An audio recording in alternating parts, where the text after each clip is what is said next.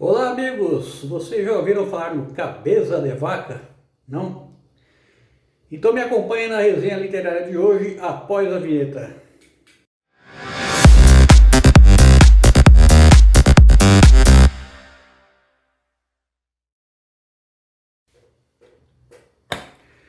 Olá amigos do Facebook, do Instagram e também do blog do Eldoradense. A resenha literária hoje, como dito anteriormente, é sobre o Cabeça de Vaca.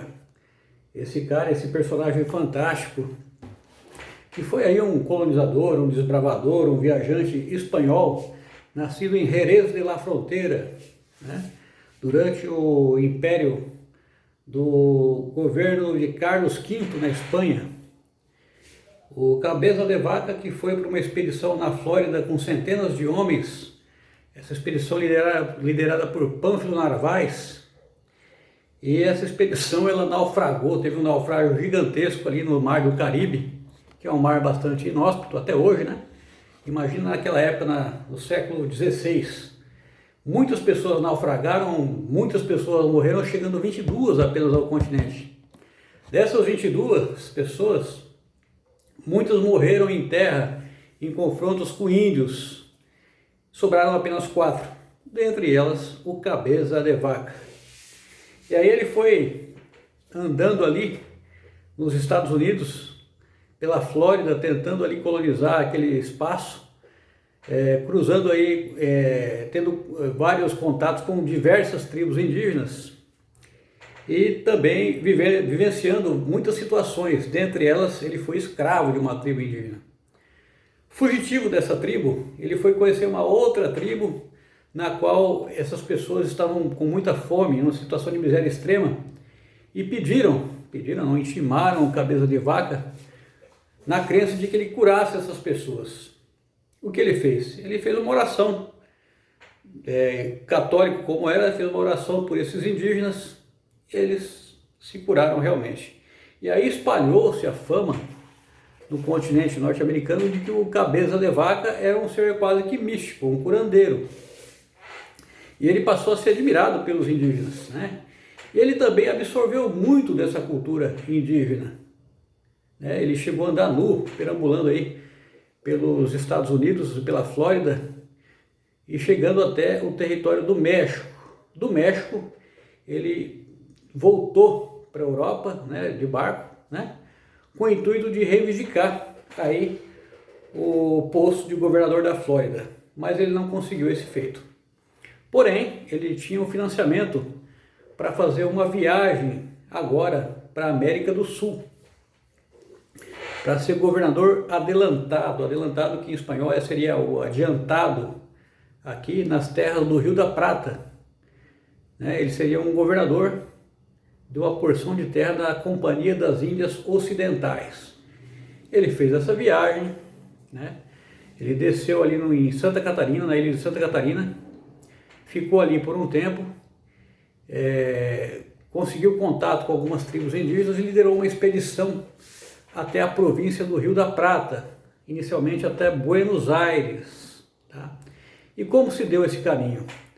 Ele saiu dessa ilha e fez o caminho de Epeabiru, o famoso caminho de Epeabiru, que acho que pouca gente conhece na história brasileira, que é um ramal que liga o Atlântico aqui no Brasil, atravessando ali o Paraná, subindo Bolívia até o Peru, nos Andes, e também até o Oceano Pacífico. Esse ramal é construído pelos indígenas e tem o objetivo inicial dessa logística de fazer uma comunicação das tribos indígenas que habitavam aqui as proximidades do Atlântico no Brasil até as civilizações incas, ali próximas aos Andes, as civilizações andinas próximas ao Pacífico. Ele liderou essa expedição, Buenos Aires estava tomada por indígenas, então ele resolveu fixar o seu governo em Assunção, no Paraguai. Esse governo dele não teve muito sucesso, porque ele tinha uma tática diferenciada dos outros conquistadores, dos famosos conquistadores espanhóis. Ele não dizimava as populações indígenas. Ele procurava absorver a cultura deles, procurava conquistar através de uma relação de escambo, de comércio, né? E tentava preservar ao máximo as tribos indígenas. Isso não quer dizer que ele não obteve aí conflitos com essas tribos em alguns momentos, né?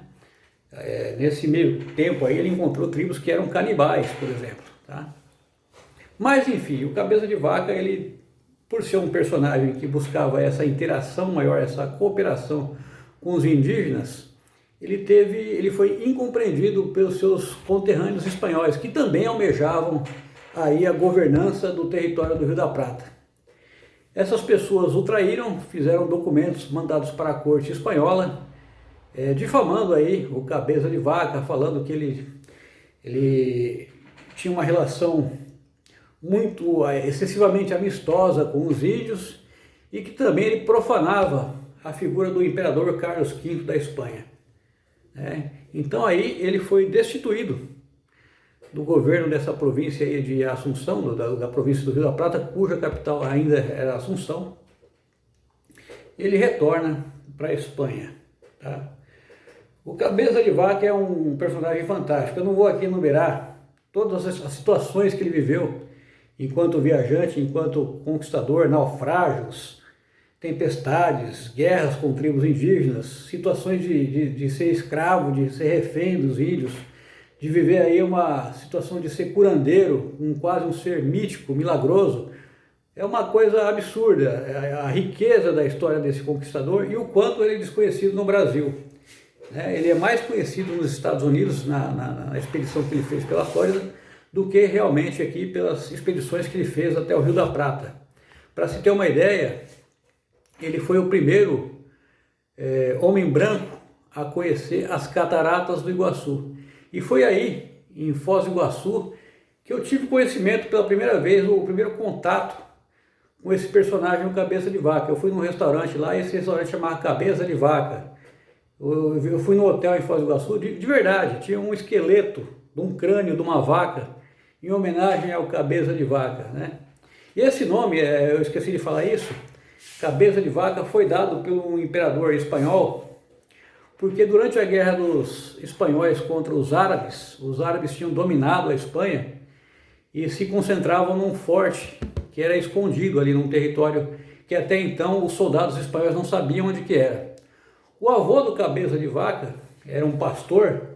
Ele disse que sabia, ele revelou aos soldados espanhóis onde estava esse forte, essa concentração de soldados árabes, né? E indicou o caminho através de um crânio de uma vaca, numa subida, numa montanha, e aí os soldados espanhóis surpreenderam o exército árabe e conseguiram retomar o território espanhol, a vitória dos cristãos sobre os muçulmanos em território espanhol. Olha, é um personagem rico, fantástico. O livro, eu esperava mais do livro porque eu esperava uma narrativa de naufrágio, de viagens, né? E o Paulo Marcum fez uma pesquisa muito séria, documental mesmo, né? Então tem muita riqueza de documento. E o documento para ler, assim, é um pouquinho monótono, mas é uma riqueza grande de informações sobre esse personagem que realmente é pouco conhecido no Brasil, tá? E quem quiser saber mais sobre o Cabeça de Vaca, aconselho aí a fazer duas pesquisas no Google, no YouTube, mais precisamente. Uma é a entrevista do Paulo Marcum, escritor do livro, com o Jô Soares. É uma entrevista aí de uns 10 minutos, é uma maravilhosa entrevista, muito bacana. E outra é um vídeo de um historiador gaúcho, famosíssimo nas redes sociais, que é o Peninha, o Eduardo Bueno. Ele fala também sobre o Cabeça de Vaca, tá? Esse livro é um livro que não caiu no meu colo, eu corri atrás, eu fiquei pesquisando, aí acabei comprando ele no Mercado Livre. Quem quiser emprestado está à disposição, tá? É um livro muito bacana, eu recomendo.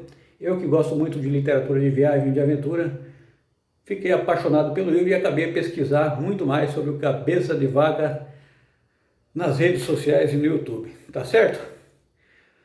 8 minutos, 9 minutos de resenha, caramba, acho que foi essa resenha a mais comprida que eu fiz, hein? E sem corte, acho que não cortei uma vez esse vídeo. Mas é isso aí, tá certo? Abraço, boa semana a todos, fiquem com Deus.